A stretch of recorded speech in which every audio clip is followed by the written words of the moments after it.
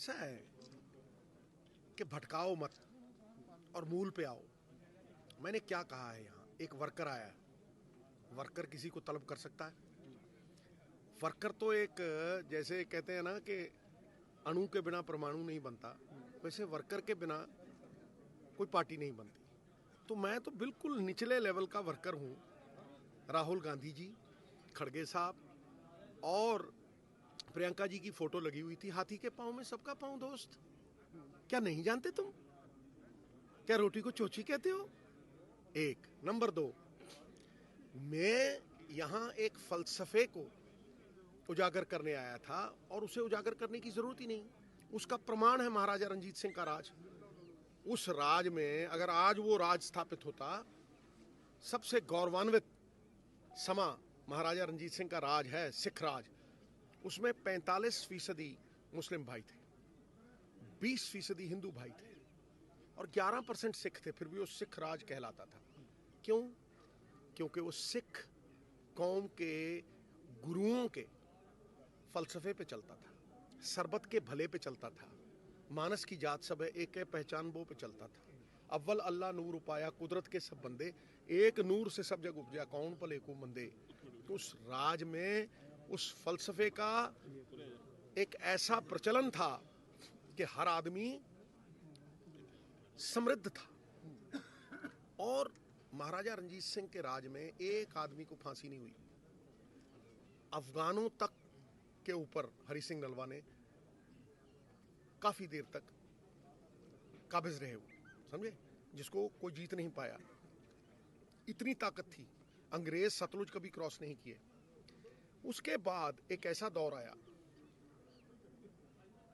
कि पिछले 25 साल पंजाब ने 5 चीफ मिनिस्टर तो जिताए, लेकिन पंजाब हारता चला गया। वो धंधा करते रहे, वो बिजनेस करते रहे, एक ऐसे सिस्टम को चलाते रहे जो पंजाब के सारे खजाने को लूटता रहा।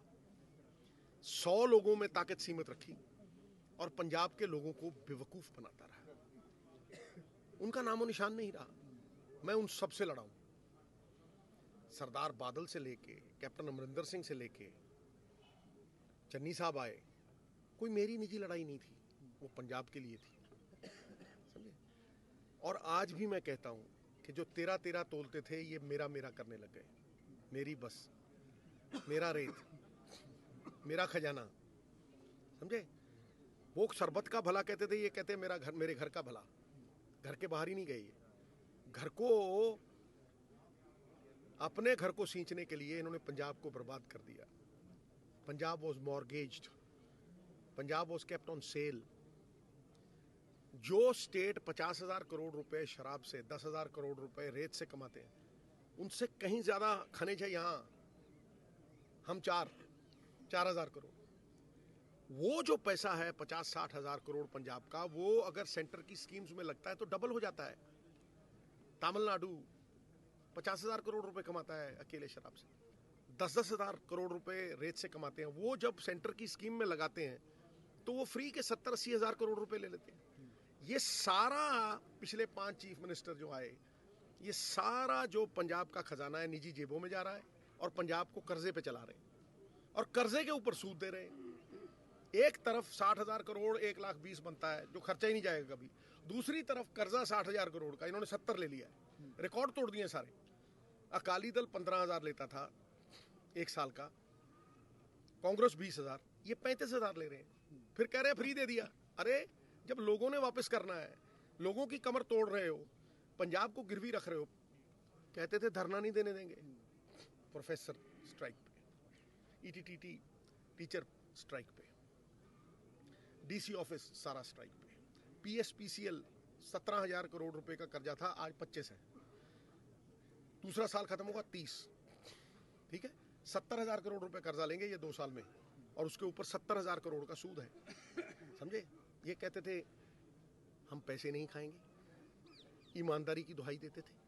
ये कहते थे यहां लॉ एंड ऑर्डर की स्थापना करेंगे। रोज 3-4 लोग मरते हैं, फरौतियां, लोग पुलिस को बताते तक नहीं। नशे से लोग झूल झूल के रोग गिरते हैं, रोज मरते हैं।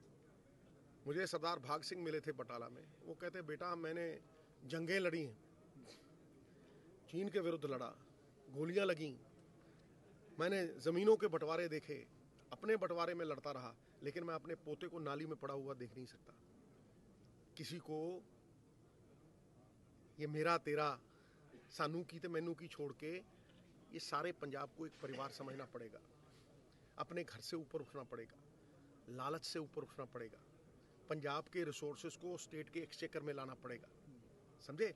8,000 करोड़ रुपया सेंटर की सरकार ने रोक दिया क्योंकि ये फंड डाइवर्ट करते हैं। समझे? केजरीवाल साहब ने कहा 54,000 करोड़ मैं पहले महीने दूंगा, जेब में डाल के घूम रहा हूं। उस 54,000 करोड़ में से 100 करोड़ नहीं आया। 1000 की तो बात छोड़ो। कहते थे रेत वाले जो है ना, नेताओं की जेब में 20,000 करोड़ जाते हैं, ये हम महिलाओं को देंगे 1100। अब मुंह नहीं करते। जहां से गुजरते हैं 2000 पुलिस वाला होता है, जहां जाते हैं वीआईपी कल्चर की बात करते हैं। आप देखिए, मैं आपको वीडियो दिखाता हूं। सारी दुनिया में घूम के आए कि जी जिताएंगे जिताएंगे, मजाक करता था। क्या हाल हुआ? नोटा से कम वोटें पड़ी। जो अपने आप को नेशनल पार्टी कहती है, लोकसभा में एक सांसद है, एक सांसद, वो भी उधार से मांगा हुआ कांग्रेस का, बात करता है। मतलब कोई आदमी इनको ये झूठ को मार्केट कर रहे हैं, झूठ को रीपैकेज करके अखबारों में रोज छपवा रहे हैं। जमीन पे कुछ नहीं है। 1100 रुपए, लॉ एंड ऑर्डर, माफिया खत्म, 50,000 करोड़ रुपए की इनकम है जी, ये फ्री वो फ्री। 67 सर्विसेज कहते थे घर में बैठ के मिलेंगी कंप्यूटर पे, ई गवर्नेंस से। 2 साल बाद हमको इनको याद आया, अब कहते हैं नहीं जी हम घर पे बंदा भेजेंगे। अबे उसका मकसद ही ये है कि इंटरफेस नहीं होना चाहिए। 2007 का वो नोटिस है, इंटरफेस नहीं होना चाहिए। कोई अफसर नहीं, किसी नक्शे को अप्लाई किया, 40 दिन जवाब नहीं आया, deem to be pass. Birth certificate, death certificate, घरों के नक्शे सब पास, एक नक्शा पास नहीं हो। मेरी घरवाली 4,000 रुपए दे के नक्शा बनवा के आई। अब कहता है योगा करो। ये कहा था तुमने जब सरकार बनी थी। अब कहता है अरदास करो नशा खत्म हो जाएगा। ड्रग पेडलर, पॉलिटिशियन और पुलिस का नेक्सस है। हाई कोर्ट ने तलब करके कहा है इनको कि जाओ, ये 80 बंदे बीएसएफ कह रही है ड्रग बेच रहे हैं, इनको गिरफ्तार करो। अभी तक गिरफ्तार नहीं किया। राजजीत एसएसपी को बोला, जो बड़े बड़े तस्कर थे उन पे चालान नहीं पेश किया इन्होंने, बूट चाट के माफी मांगी। तब ये इस्तीफा देना चाहते थे, पूछ लेना। तो किस बात की दुहाई दे रहे हो तुम? लोगों ने तुम्हें 0.5% वोट नहीं डाले। पंजाब तंग आ चुका है। तुमने झूठ बेचा, तुमने झूठे सपने दिखाए, बगैर साधनों के, बगैर बजटरी एलोकेशन के, बगैर नीतियों के, बगैर पॉलिसियों के। आज हाईकोर्ट कहता है 7 दिन में हमें जेल की पॉलिसी दो। तुम्हारी जेलों में 2G जैमर लगे हैं और 5G फोन चल रहे हैं। 10 रुपए की जर्दे की पुड़ी अंदर 2000 की मिलती है। जो अंडर ट्रायल हैं उनको जर्दे की पुड़ी देके काम करवाते हैं। ये तो हमारे जांबाज जेल के ऑफिसर हैं और काम करने वाले हैं, जो एक एक जेल में 200 आदमी के पीछे एक एक बंदा काम कर रहा है। वहां चट्ठा, मुझे अभी भी याद है, मैं जब था टिवाना, वो सब ऑफिसर कमाल के हैं। ये उनकी वजह से है कि जेलें चल रही हैं। तुमने क्या किया? जब तुम जाते हो टी टी टी टी करते हुए, तो तुम्हारे तो 5G जैमर लगा होता है, कहीं फोन नहीं चलता। और जेलों में कैसे इंटरव्यू होती है? वो भी हमारे नौजवान है भटके हुए, उनका कोई कसूर नहीं है। तुम थोपते उन पे हो, करवाते खुद हो। सिद्धू मूसेवाले के कत्ल का आज तक कोई सुराग नहीं मिला। कैसे हो सकता है? बाप कह रहा है भाई मुझे शक करने का तो वो है, मैं ये बंदों को शक करता हूं, तुम ना सजा देना, FIR में तो डालो। नाक पे मक्खी नहीं बैठने देते ये लोग।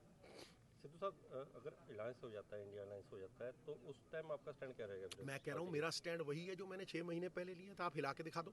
मैं कहता हूं संविधान के लिए है वो। नहीं, अगर मैं कहता हूं, तो मैं अगर मगर नहीं, अगर मेरी चाची के मूछें होती दोस्त तो मैं उसे चाचा कहता। सुन मेरी बात, मैं कह रहा हूं तुम्हें कि वो संविधान के लिए है। वो एजेंसियों, जितनी एजेंसियां हैं, तो क्या क्या क्यों नहीं? मेरी बात सुन दोस्त पहले। प्रचार करोगे? मैं कह रहा हूं बिल्कुल करूंगा। मैं सिपाही हूं राहुल गांधी का, प्रियंका गांधी और सोनिया जी का। जो वो कहेंगे मैं करूंगा। अनुशासन पालेगा तभी शासन पालेगा कोई सिपाही, समझे?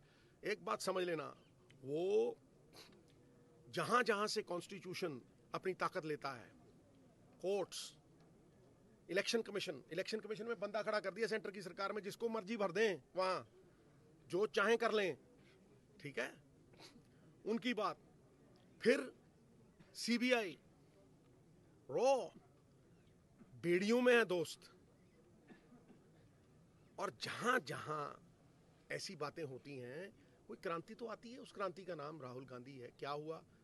अगर सही मुद्दों पे अब भी आ जाएंगे सब इकट्ठे होके, तो जब जागो तब सवेरा है दोस्त। मैं राहुल गांधी की तारीफ में ये कहना चाहता हूं कि उन्होंने अपने लिए कुछ नहीं मांगा। जब सरदार मनमोहन सिंह थी, उनकी मेरिट को ऑनर किया, और जब उन्होंने कहा आओ भाई तुम प्राइम मिनिस्टर बन जाओ, नहीं बने।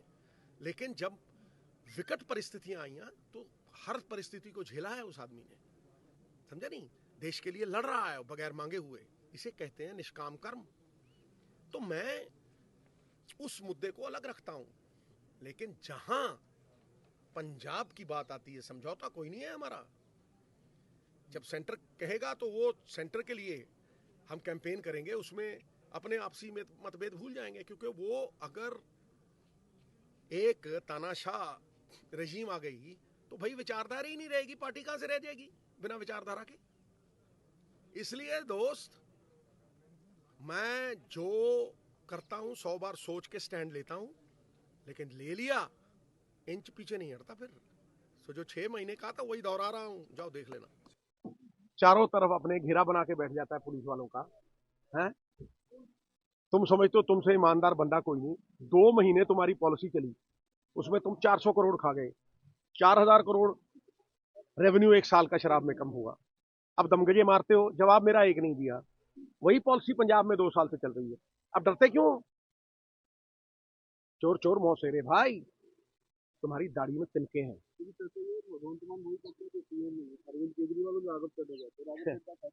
ऐसा है, रबड़ के गुड्डे होते हैं, उन्हें चाबी दे के छोड़ दो ना, तो ताली तभी तक बजता है जब तक चाबी है। चाबियों पे नहीं चलने देता पंजाब मुख्यमंत्री को, समझा नहीं? ठूठा लेके 40,000 करोड़ मांगने चले गए थे। फिर यहाँ अब जब इलेक्शन आता है तो कहते हैं हम खड़े हो जाएंगे। अब तीर्थ यात्रा याद आ गई, अब बंदा भेजने की बात याद आ गई। इंट्राफेस नहीं होना चाहिए 67 सर्विसेज में। औरतों को 1100 रुपए, 36,000 लोग पक्के करने हैं। हर वर्ग स्ट्राइक पे है, प्रोफेसर, पीआरटीसी। ठहरो, ओल्ड पेंशन स्कीम नोटिफिकेशन हुई 1 साल, आज तक जू नहीं रेंगी। अरे पल्ले नहीं तुम्हारे ढीला, करते हो मेला मेला। कौन खाता है वो 50,000 करोड़ स्टेट के रिसोर्स का? 21,000 रुपए की ट्रॉली बिक रही थी, तुम कहते थे 2,000 की बेचेंगे। इकोनॉमी ठप कर दी तुमने पंजाब की, है? इसलिए मैं कहता हूं, चोर चोर मौसेरे भाई, दमगजे मत मारो, समझे ना? खड़े होके खुद शादी मुबारक मत करो, और अपने मुंह मियां मिट्ठू मत बनो। लोगों को देखो, तुम्हें खड़का दिया पूरे हिंदुस्तान ने, 0.5% वोट नहीं मिली, और तुम 6 लाख रुपए पर घंटा प्लेन में गुलछर्रे उड़ाते रहे पंजाब के दम पे। आज भी अखबारी मुख्यमंत्री हो और इश्तिहारी मुख्यमंत्री हो, मैं कह रहा हूं, और खाते भी हो और खिलाते भी। मैं कहता हूं, मैं हरेक के साथ अपनी एम्पथी, अपना अपना प्रेम जताने जरूर जाऊंगा। और बोलो।